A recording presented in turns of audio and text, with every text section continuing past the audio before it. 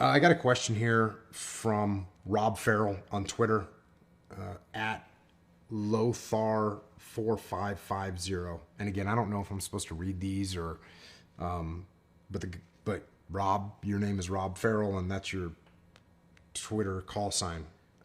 And I'm getting a lot of questions. I'm pulling his out of here, but I'm getting a lot of questions about this. What self-defense training would you recommend for older guys? And I've got it for women, and I've got it for kids and everything else. And I also get this, I also have gotten quite a few questions that put time constraints on that. So, I can only train so often. What's the best thing for me? And so I'll just kind of cover some blanket statements here about this kind of stuff. First and foremost, if you're talking about true self-defense to protect yourself from other evil human beings in the world, it's a gun and it's concealed carry. And that is what you should train to do. You should go to the range. You should get a gun. And if you are in situations where you need to protect yourself, that is how you protect yourself against people. Because other people have guns, they have knives, they're psychotic, they're on drugs. And if you want to protect yourself, that is how you do it. Period. That trumps everything else. So let's go beyond that.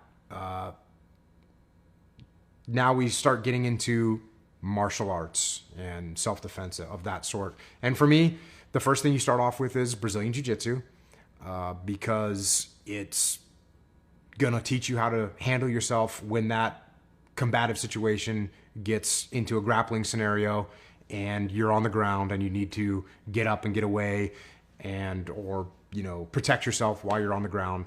That's the best one to learn. After that, I think Western boxing, which is how to punch people in the face and maintain distance and things like that, is the next thing you want to learn. After that, Muay Thai, where you're striking and you're learning to clinch. After that is wrestling, where you learn how to take people down and defend takedowns, which you'll learn a little of that in jiu-jitsu. You learn a little bit of it in Muay Thai, but in wrestling you will become, that's kind of your game. And then from there, I think is when you start looking at, if you want to get involved with sticks and knives and those types of martial arts as well. But people that think there's going to be the magic instructor that's going to make you be able to defeat 5 multiple attackers and all that, it's not there. I mean, there are some martial arts that focus on that more, like Krav Maga does focus on that, but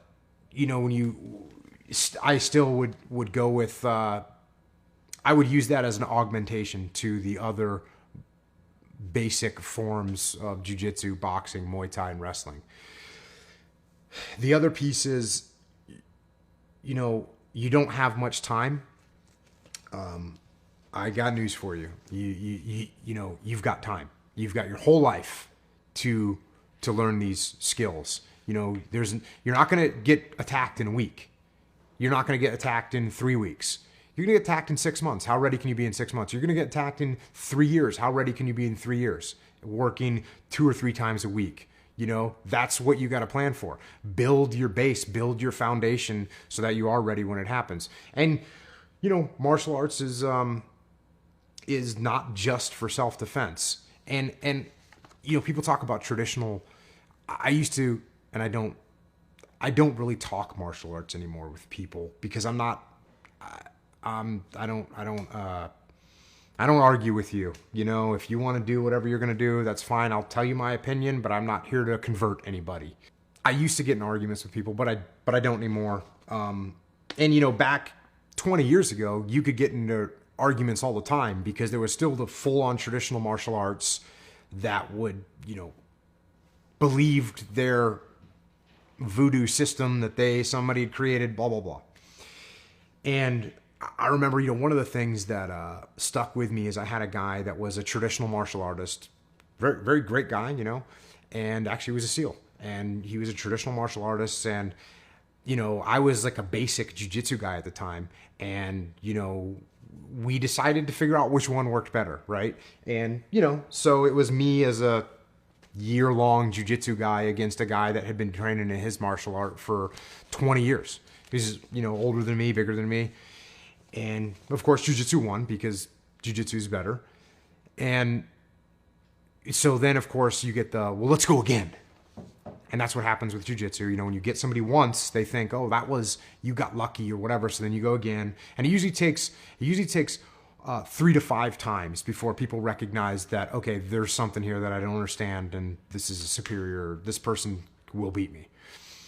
And so we got through the 3 to 5 repetitions of me submitting him, and so now he's kind of a little bit frustrated and flustered and bummed out because in his reality is hitting him that he's wasted 20 years of his life training in this stuff that doesn't work.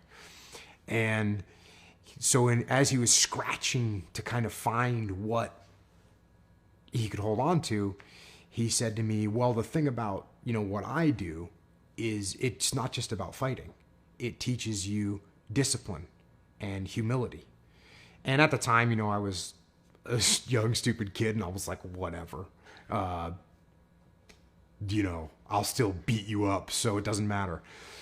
But I held on to that, and I thought about it. And as I continued to train jiu-jitsu more and more, and especially when I started working with kids, I realized that what the other older traditional martial arts did to train you in humility and discipline and things of that nature, jiu-jitsu absolutely teaches you humility, because you will get submitted by people on a regular basis, people that are smaller than you, people that are weaker than you, and that is a very humbling experience. So you will absolutely learn humility through jiu-jitsu.